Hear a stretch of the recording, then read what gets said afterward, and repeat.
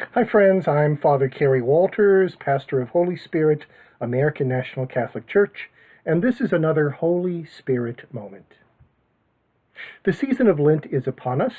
It's a time in which we are invited to travel into our interior deserts, our inner wildernesses, to face and do battle with the temptations that haunt us and which prevent us from entering into deeper and richer relationships with God and our fellow humans. Lent is modeled on the 40 days and nights that Jesus spent in the wilderness doing precisely the same thing. You and I know that we are assailed by temptations incessantly, day and night, some of them large, some of them small. But for my money, all the temptations that assail us stem from two foundational temptations, two primordial temptations. On the one hand, you and I sometimes are tempted to be gods. And on the other, you and I are sometimes tempted to be slaves. Let's take a look at both of these fundamental, foundational temptations, which Hebrew scriptures and Christian scriptures talk about over and over and over again. In order to think about these two temptations, however, let's focus on the book of Genesis and the Gospels of Matthew and Luke. Let's take Genesis first, because it's in Genesis that we discover the classical story about the human temptation to be God.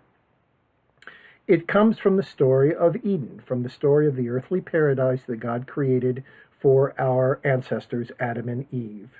You'll recall that in this wonderful place, God told Adam and Eve that they could partake of any fruit except for one. God told them that they could not eat the fruit of the tree of the knowledge of good and evil. Along comes the tempter, Satan, in form of a serpent, and he tells the primordial couple that on the contrary, they will be like gods if they eat this forbidden fruit. And that promise of divinity is all that it takes to translate the inner temptation to disobey God into the actual act of disobedience. It's not hard to figure out why eating the apple was so tempting. Who wouldn't want to be like a god if, in becoming God-like, we're able to escape the weaknesses and sicknesses and mortality that humans have to endure? To be a god is to be untouchable. To be a god is to be invulnerable. Now, hold that temptation to become like God in the back of your mind and fast forward with me to the Gospels of Matthew and Luke, and in particular their accounts of Jesus' sojourn in the wilderness. We know that he was tempted 3 times by the very same seducer who managed to get to Adam and Eve. And the 3 temptations of Christ are pretty familiar to everyone, aren't they? We know that he was tempted to turn stones into bread. We know that he was tempted to test God, and we know that he was tempted with visions of glory and power. Now, he managed to resist these 3 temptations. But what do they mean for those of us who came after him? What do they mean for mere mortals? Well, I think Dostoevsky, the Russian novelist, said it well in his Tale of the Grand Inquisitor. Dostoevsky recognized that those 3 temptations were intended to enslave human beings, and that we find them incredibly tempting. Think of it like this. We are willing to forego a great deal of freedom if we can just be promised that we will be taken care of materially. That's the first temptation. We are willing to forego rational thought and deep reflection for the sake of being wowed by Hollywood-like miracles. That's the second temptation.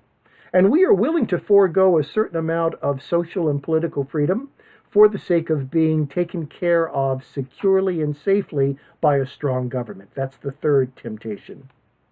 There are times in which we are more than willing to be slaves. Now, what does the temptation to be like God and the temptation to be like a slave have in common? Because they really do seem to be quite different. I think they have a common source, and that common source is fear of vulnerability. Let's face it, we humans are mortal. We humans are fragile, vulnerable creatures. We come into being, we suffer sometimes, we eventually grow sick, and we know that we will die. That's the downside of vulnerability and the desire to be a God who is above all of that, or to be a slave who is protected by others who are greater than he or she is always with us as a consequence of our fear of vulnerability.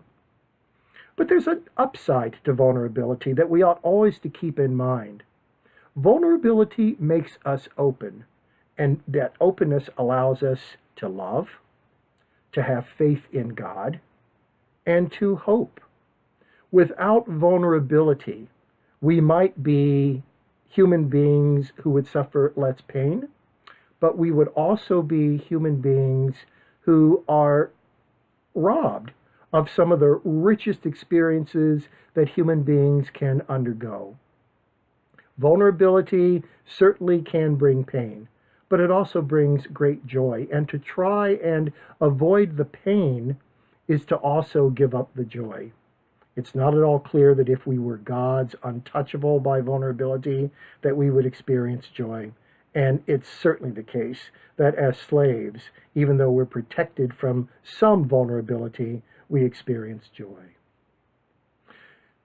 St. Paul tells us something that I've always thought was really curious in his letter to the Galatians. He says that Christ has set us free for freedom. That's a strange expression because you would presume that it would be merely enough to say Christ has set us free. But I think what Paul is gesturing at is this vulnerability that lies so deeply in our nature. To be vulnerable is to be free. It's to be free to suffer, but it's also free to love. It's free to be frightened, but it's also freedom to be courageous. It's freedom to be a human being, not a slave, not a god.